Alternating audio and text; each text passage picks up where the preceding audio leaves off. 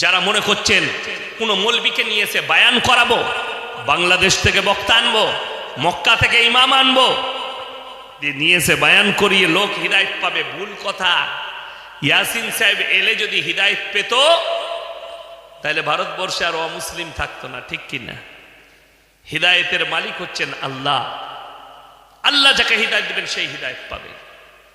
আল্লাহ নবী সাল্লাল্লাহু আলাইহি সাল্লামের নিজের চাচা কলমা পড়াতে নবীজি পারেননি। নাম্বার এক, হযরতে নূহ নবী নৌকায় বসে নিজের সন্তানের মৃত্যু তাণ্ডব দেখেছেন, নিজের ছেলেকে কলমা পড়াতে পারে। কোরআনে আছে দুজন নবী, কজন নবী বললাম? দুইজন, নূহ নবী আর লূত নবী। এই দুজনের বিবি কিন্তু জাহান্নামে যাবে, আটকাতে পারবেন, আল্লাহ লাকির টেনে দিয়েছে, এটা লাকির টানা হয়ে গেছে। ফিরাউন জাহান্নামী না জান্নাতি? কথা বলে জাহান্নামী, কিন্তু আল্লাহ কোরআনে বলে দিয়েছে তার বিবি আসিয়া জান্নাতি। জোরে বলুন সুবহান। তার বিবি আসিয়া তিনি জান্নাতি, এটা আল্লাহর ফয়সালা। আসিয়ার হিম্মত হবে না তার স্বামী ফিরাউনকে জান্নাতে নিয়ে যায়। নূহ নবী আর লূত নবীর এতটা সাহস হবে না যে তার বিবিদিকে তারা কিয়ামতের দিনে জান্নাতে নিয়ে যাবে, হুকুম নাই। আল্লাহর কাছে হাত তুলে কি বললেন? লা আসিমাল ইয়াউমা মিন আমরিল্লাহ। ওগো আল্লাহ, এটা আমার ওরসজাত পুত্র, আপনি একে রক্ষা করুন। আল্লাহ উত্তর দিলেন লা মিনাল খাসিরিন। হাত নামিয়ে লাও যে আমাকে মানেনি, আমার নবীকে মানেনি, আমার দিনকে মানেনি, তার জন্য তুমি আমার কাছে আবেদন নিবেদন করো না। হাত নামাও, তা না হলে তোমাকেও ফেলে দেবো ক্ষতিগ্রস্তদের মধ্যে। নূহ নবীর হাত নেমে গেছে, আল্লাহ দোয়া ঘুরিয়ে দিয়েছে। আর আপনি সারা জীবন কুফরি করলেন, পাপের সাগরে ডুবে রইলেন। ইয়াসিন সাহেবকে দেশি মুরগি খাইয়ে দোয়া করিয়ে জান্নাতে যাবেন, তো সেই ইয়াসিন সাহেবও মার খাবে, তুমি তো খাবি খাবে। লেখে নিয়ে যাও, তোমার জীবনে কোনো আমল নেই। আপনি কি ভাবছেন? বাপ হাজী সাহেব, বেটা নাস্তিক, বেটা জীবনটা কাটিয়েছে বেঈমান কুফরিতে। আমি চ্যালেঞ্জ ছুড়ে বলে গেলাম, সেই হাজী সাহেবের হিম্মত নাই যে দোয়া করে তার বেটাকে জান্নাতে দেয়, কোনো উপায় নাই। আজকে আমাদের সমাজের অবস্থা কত খারাপ। সবাই নিয়ত করুন আমাদের সন্তানদিকে দ্বীনি শিক্ষা দেবো, জোরে বলুন ইনশাআল্লাহ। ওই ব্যক্তিটা সব থেকে বড় ভাগ্যবান যে মরে যাওয়ার পরে একটা দুনিয়াতে নেক সন্তান রেখে গেল। সেই সন্তান বাপ মরে যাওয়ার পরে যেন তার জানাজাটা পড়াবার ক্ষমতা রাখে, বাপের কবর জিয়ারত করতে যেন পারে, বাপের জন্য যেন দোয়া করতে পারে। আরে আমাদের দেশে লোক মরে গেলে তো সকালবেলায় ফজরের পরে হারামখোর মসজিদের গেটে দাঁড়িয়ে আছে, হুজুর কি হলো? আমার বাপের কবর জিয়ারত করতে হবে। তুই আমি হারামখোর, আর বলছে আমি মুসলমান, জান্নাতে যাবে।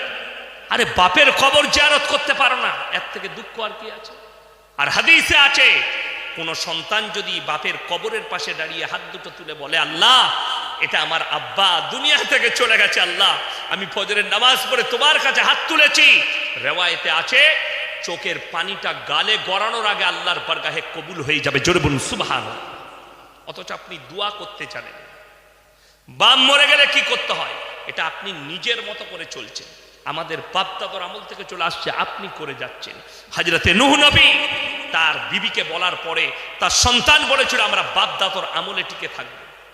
বড় কষ্ট লাগে, তারা ফিরে আসে সহিটা জানার পরে, আল্লাহকে চিনাবার পরেও তারা আল্লাহকে চিনতে পারে। আমাদের বাপ দাদার আমল থেকে চলে আসছে, লোক মরে গেলে গরু জবাই করে খানা করে দেয়। আমাদের দেশে তো যার ঘরে লোক মরছে তার ঘরেই খানা হয় না? হয় না? আপনাদের দেশে কি হয়? যার ঘরে লোক মরছে তার ঘরে খানা হয় না? হয় না? হাদিস কোরআন ঘেটে দেখলেন, যার বাড়িতে মাইয়াত হয়েছে তার বাড়িতে খানা রান্না করা জায়েজ না শরীয়তে। রাসূলের হাদিস, যার বাড়িতে মাইয়াত হয়েছে তার বাড়িতে 3 দিন চুলা জ্বলতে দিও না, এটা প্রতিবেশীর হক, তার প্রতিবেশীরা তাকে খানা খাও। মেহমান আসবে, তাদের দায়িত্বটাও প্রতিবেশী। আর আমাদের দেশে যার ঘরে লোক মরেছে তার ঘরে গরু জবাই করে খাচ্ছে। কষ্টের বিষয়। সবাই দিনের ওপরে প্রতিষ্ঠিত হবে, জোরে বলুন ইনশাআল্লাহ। আল্লাহ ভাল দিয়েছে পৃথিবীর মধ্যে দুটো জায়গা সব থেকে দামি জায়গা। কটা বললাম? দুটো। নাম্বার 1 ওই জায়গা যেখানে আল্লাহ আল্লাহ রসুলের কথা আলোচনা হয়। কোথায়? এই মাজমায়। নাম্বার 2 সব থেকে দামি জায়গা হচ্ছে মসজিদ, আল্লাহর ঘর যেখানে আল্লাহর ইবাদত হয়। এই দুটো জায়গা সব থেকে। আর পৃথিবীতে আল্লাহ তাআলা কোরআনে বললেন, 3টে ব্যক্তি যদি তোমাদের কাছে কোনোদিন হাত পাতে তাদের হাতকে জীবনে ফিরিও না। নাম্বার 1 ওয়া আতিদাল কুরবা, তোমার কাছের গরিব যদি তোমার কাছে হাত পাতে তাদের হাতকে জীবনে ফিরিও না। নাম্বার 2 ওয়াল ইয়াতামা ওয়াল মাসাকিন, এতিম আর মিসকিন যদি তোমাদের কাছে হাত পাতে তাদের হাতকে ফিরিও না। ওয়াবনাস সাবিলি ওয়ালা তুবাদ্দির তাবদীরা, আর মুসাফির যদি তোমাদের কাছে হাত পাতে তাদের হাতকে ফিরিও না। আপনি যদি এই 3 জন ব্যক্তি আপনার কাছে হাত পাতে যদি 10 টাকা দিতে পারেন, আপনি মনে মনে ভাববেন আল্লাহ আমাকে দেনেওয়ালা বানিয়েছো, আমাকে চাহনেওয়ালা বানাওনি। পরের আয়াতটা শুনেলেন, এটা মারাত্মক। ইন্নাল মুবাদ্দিরিন কানু ইখওয়ানাশ শায়াতিন ওয়া কানাশ শাইতানু লিরাব্বিহি কাফুরা। হে আমার বিশ্বনবী, পৃথিবীর মানুষকে বলো যারা অপব্যয় করে তারা হচ্ছে শয়তানের ভাই। যারা অপব্যয়কারী তারা শয়তানের ভাই। অপব্যয় কি? আল্লাহ বিরোধী কাজে, রসুল বিরোধী কাজে। আমি এই জলসা কমিটির শুকর আদায় করবো এই যুবকদের, এরা গান বাজনা না করে, এরা ফাংশন না করে, এরা অন্য কিছু না করে একটা দিনই মাজমা করেছে। এই মাজমা থেকে যদি একটা লোক যদি নামাজি হয়ে যায়, আজকের এই জলসাটা সার্থক হয়ে যায়। একটা লোক যদি পাপ থেকে সরে আসে, আজকের জলসা শুনে আল্লাহ যদি একজনকে হিদায়াত দেয়, এদের জলসা করা কামিয়াব হয়ে গেল।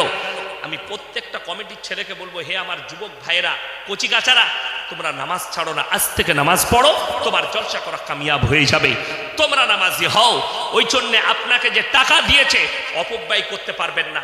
আল্লাহ বিরোধী কাজে গান বাজনা, লোটো লটারি, আলকা, মদ, গাঁজা, গুটকা, এই জায়গায় খতম করতে পারবেন না টাকাটা। আপনার টাকা যেন আল্লাহর রাস্তায় খরচ হয়। রাসূল আকরাম সাল্লাল্লাহু আলাইহি সাল্লাম বলেন, যাকিরা, গচ্ছিত সম্পদ, যে টাকাটা আল্লাহর রাস্তায় খরচ করবে বান্দা, কিয়ামতের দিনে তারা পস্তাবে, আমি যদি আরো বেশি কিছু খরচ করতাম আমার জন্য মঙ্গল হতো।